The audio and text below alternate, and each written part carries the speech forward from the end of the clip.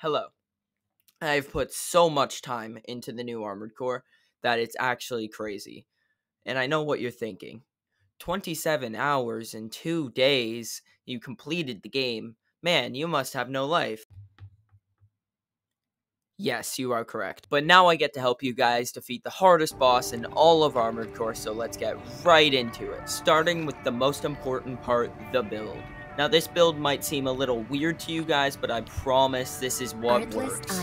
Now to start the build off, in your left and right hand, you're going to want to run the Zimmerman shotguns. These shotguns are going to allow you to deal a lot of damage really quickly. Next, you're going to want to use the shoulder cannons that you were given when you defeated the gigantic worm monster.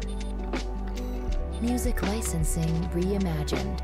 These cannons seem to do more damage to the shield of the boss than the health of the boss. The VP44S is the head that I used for my build. Now, this head might seem weird because it seems like there might be better options, but I find that this head just generally worked. It kept the load and weight down below what you would want it instead of keeping it like right at the bar or even overburdening it sometimes. So this helmet is definitely the best helmet to use.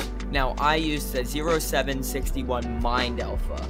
So this gave me a bunch of health and defense while keeping me generally mobile. I used the lightweight IA CO1A ephemera arms. Now these allowed me to be more mobile while also giving me a decent amount of health. Now, one of the most important parts of this build, the chicken heavyweight reverse joint legs. These allow me to carry basically whatever I want and be extremely mobile all the time. That extra jump matters so much when you jump off the ground with these reverse joint legs. I used the BST G1 booster. This booster allowed me to be very good while keeping my energy load lower so that I could implement other items into the build that I wanted more. This FCS is my favorite FCS for this. As you can see, it is very good close range, and for some reason, when she's teleporting around in circles and doing crazy things, it locks onto her really good, so it kind of helps keep you following her and keep you in the know of where she is. So this is definitely the best FCS to use for this. I had a really hard time finding a generator for this build, but this one keeps you fast, mobile, and doesn't set you overload in anything. So this is the generator you're gonna want for this build, I promise. Now I also had the terminal armor equipped as my extra part. This just allows me, if I were going to die, it deploys a bubble around me for a few seconds and allows me to kind of reset and regain. Now, this is how you're going to put all those parts to some good use, and this is how you actually should fight the boss. You're going to want to play hyper aggressive. Be as aggressive as possible. Shoot your cannons and override boost right into them and shoot your shotguns. Just try to be as aggressive and pressurous as possible.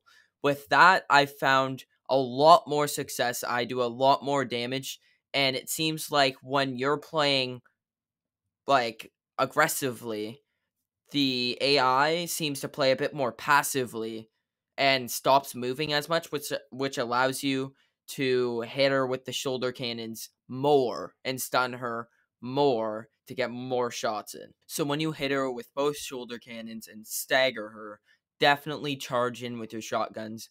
You'll do a really good chunk of damage. Something weird I found helped me. If you can't see her and she's not right in front of you in your line of sight, dodge forward.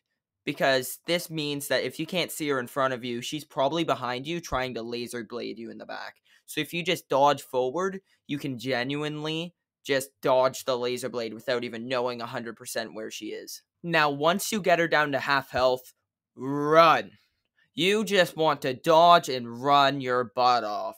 Never stop moving. She's gonna go all Super Saiyan insane and fly around in circles and try to murder you with a blade the size of your screen. So just run and dodge and kind of poke a bit, and when she's done going crazy, that's when you get back at the aggressiveness. Alright, that's all the tips I have for this one. If none of this is working for you, try to swap up the build and change things slightly, because this is just my personal preference and this is what I found it was good. obviously you should find some things that suit your playstyle if this doesn't suit your playstyle. But anyways, thank you for watching. I appreciate the support. I'm going to keep it running just in case you want to see me kill it. And I'll see you in the next one. Peace.